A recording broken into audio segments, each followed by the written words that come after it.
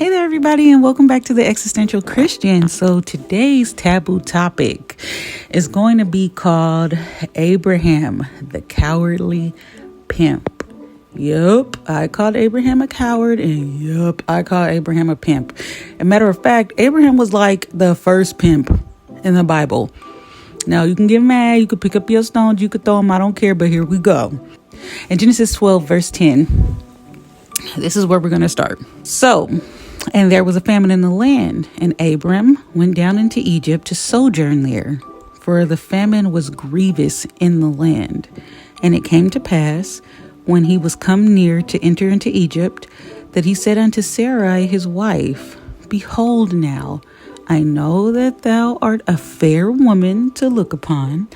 Therefore it shall come to pass, when the Egyptians shall see thee, and they shall say, This is his wife, and they will kill me, but they will save thee alive. Say, I pray thee, thou art my sister, that it may be well with me for thy sake, and my soul shall live because of thee. And it came to pass that when Abram was come into Egypt, the Egyptians beheld the woman, that she was very fair. The princes also of Pharaoh saw her and commended her before Pharaoh. And the woman was taken into Pharaoh's house. Wink, wink, we know what that means. And then in chapter 12, verse 16, it continues, and he entreated Abram well for her sake. And he had sheep and oxen, and donkeys, because I can't say the other word, and men servants and maid servants, and she donkeys and camels. And the Lord plagued Pharaoh and his house with great plagues because of Sarai, Abraham's wife. And Pharaoh called Abram and said, What is this that thou hast done unto me? Why didst thou not tell me that she was thy wife? Why sayest thou that she is my sister? So I might have taken her to me to wife. Now therefore, behold thy wife, take her and go thy way. And Pharaoh commanded his men concerning him, that they sent him away, and his wife, and all that he had. So, real talk. In this chapter, Abraham lied, pimped out his wife / sister, and then had material gains come from it. In the process of his lie, not only did he gain, but he cursed a man who was ignorant of the truth. And the man didn't even take away the stuff he had given Abraham. As a matter of fact, he was like, look, real talk, you should have told me the truth. I don't understand why you didn't tell me the truth. Here, take your wife and go and take all the stuff I gave you too. I ain't even gonna take none of it back. And then, so it goes on, like you would think.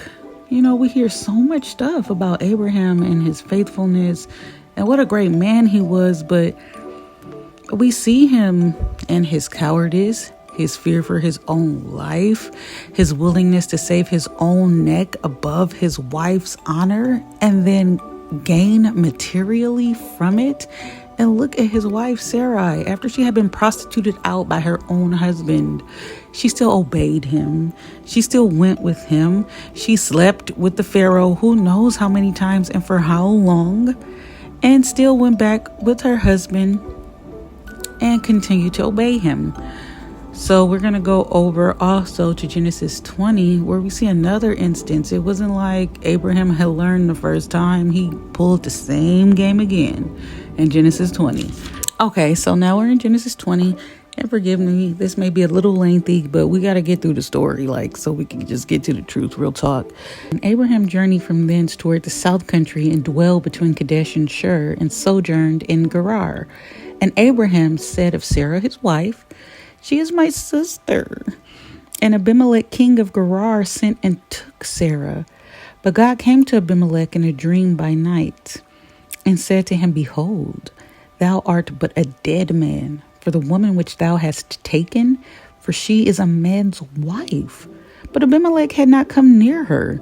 But God came to Abimelech in a dream by night and said to him, Behold, thou art but a dead man, for the woman which thou hast taken, for she is a man's wife. But Abimelech had not come near her, and he said, Lord, will thou slay also a righteous nation? Said he not unto me, she is my sister. Even she herself said, he is my brother. In the integrity of my heart and the innocency of my hands have I done this. And God said unto him in a dream, Yea, I know that thou didst this in the integrity of thy heart. For I also withheld thee from sinning against me. Therefore suffered I thee not to touch her. Now therefore restore the man his wife, for he is a prophet, and he shall pray for thee, and thou shalt live. And if thou restore her not, know thou that thou shalt surely die, thou and all that are thine.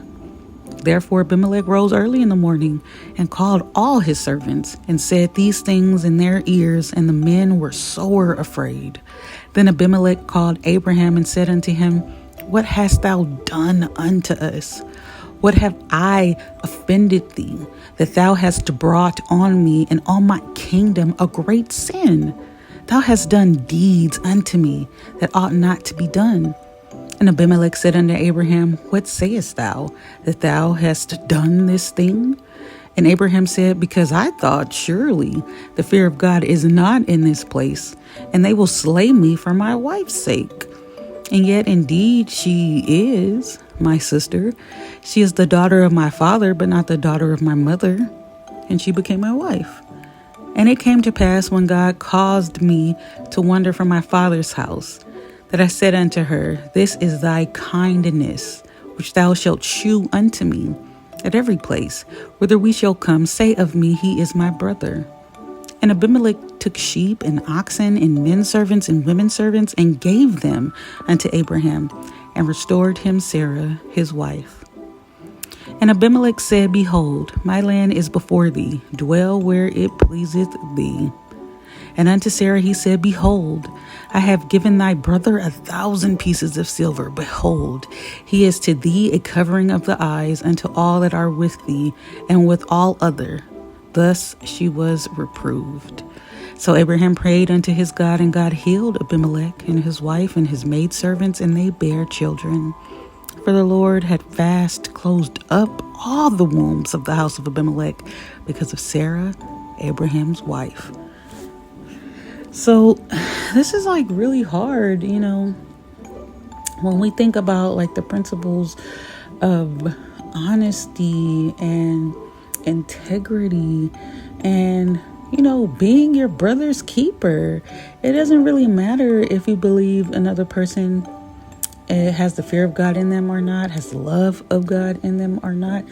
As Christians, we're still supposed to honor them and show them love and be their keeper as our brothers, and this was like really hard to hear. So, or really hard to read. Technically, Sarai was Abraham's sister, half sister. But it's kind of like one of those things where we talk about, it's called like a lie of omission in a sense, like a half truth and half lie mixed together. And we're not talking about like an Arnold Palmer kind of like half lemonade, half iced tea. Like we're talking about like two nasty things that do not go together. Like we're talking about oil and water. We're talking about truth and lie. And at the end of the day, Sarah was a half sister, but a full wife.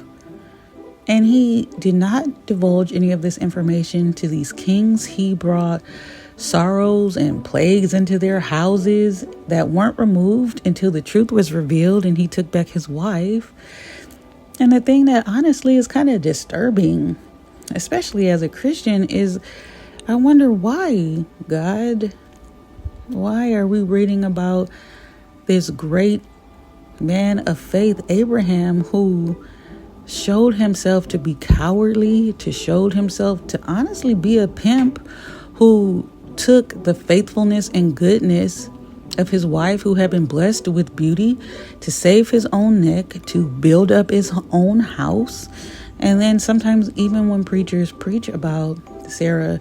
The thing we hear about Sarah the most is, she laughed when, she was told she would have a son by Abraham, like a son of her own body.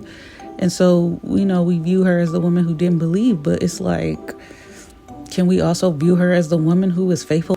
Why is it that in the Bible, in many occasions, and I'm not even going to go there in this taboo talk, but we'll just stick with Eve and Sarah, like we had Eve, the one who didn't listen and broke the rules, and she's the one that's blamed for the world of sin we live in. But then here we have Sarah, a woman who sinned.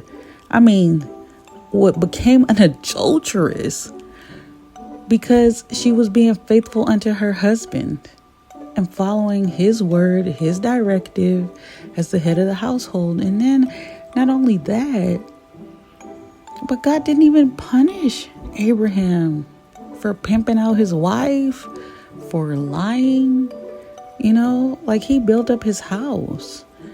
And I guess this also makes like a case in both ways. So, it's a case for a person who was not a good Christian, by today's standards. But then we also see the other side where Abraham really did have faith in chapter 22. And in chapter 22 it says, "And it came to pass after these things that God did tempt Abraham." God tempts. Well, that's a whole nother topic, you guys. So God did tempt Abraham and said unto him, "Abraham." And he said, "Behold, here I am." And he said, "Take now thy son, thine only son, Isaac, whom thou lovest, and get thee into the land of Moriah, and offer him there for a burnt offering upon one of the mountains, which I will tell thee of." And Abraham rose up early in the morning, and we know the rest of the story. And we know that, in this instance, there really is something to be said about obedience being better than sacrifice. As I said in the earlier topic. And it shows that even though Abraham was like a liar and a pimp, because he was obedient, I think that's why in the midst of it all, God still blessed him and called him, because he knew his heart. And this is really hard because in a lot of different sects of Christianity, they're, fire and brimstone, hard on sin and messing up, and you better live right or else. And then you have other sects of Christianity that are all about, faith, forgiveness, grace, mercy. And I think honestly in Abraham, we see a marriage of the two, of the fire and brimstone, of the grace and mercy, because Abraham was a faithful man who listened to the voice of God, which is why he prospered, honestly, at the end of the day. And then, like real talk, him pimping out his wife and benefiting from it, that's kind of where like the grace and mercy side of things come in, because God really saw his heart. And I think it really shows how if we are like obedient to the voice of God, if we're willing to listen, just listen and follow his instruction and follow his direction, it's that belief, that kind of deep-rooted belief that truly saves us at the end of the day. But I think that's why I say it's so important when they say God sees the heart, So like how it says in 1 Samuel verse 16, verse 7, "But the Lord said unto Samuel, Look not on his countenance or on the height of his stature, because I have refused him. For the Lord seeth not as man seeth. For man looketh on the outward appearance, but the Lord looketh on the heart." And honestly, I'm being totally a man right now, as far as, man is in the human race, because I'm looking at Abraham like, because I'm a woman. I'm like, how dare you pimp out your wife, make her an adulteress and benefit from it, and you still get to be called a prophet? And you still get to be called? Like, how is that even possible? You know? But God seeth a man's heart and judges him by that. And that is both incredibly scary and incredibly redeeming. So at the end of this taboo talk, tell me what you guys think. Tell me if you agree with Abraham being a cowardly pimp, or if you want to put me in a pit and stone me and be like, no, that's the homie, that's the prophet, he was called, what's wrong with you? Hey, this is what it's about. It's about open discourse, discussion. As an existential Christian, I honestly do believe that we shouldn't question God, but it doesn't mean that we can't ask God questions and engage in an open discourse as brethren, as family, as Christians. So let's do that here. I want to hear what you guys think. I just also want to thank you guys for listening this far. Thank you for being here with me, for being open, for being curious, and for being faithful. And I love you all so very much from the bottom of my human and Christian heart. And I'll see you all next time. Bye.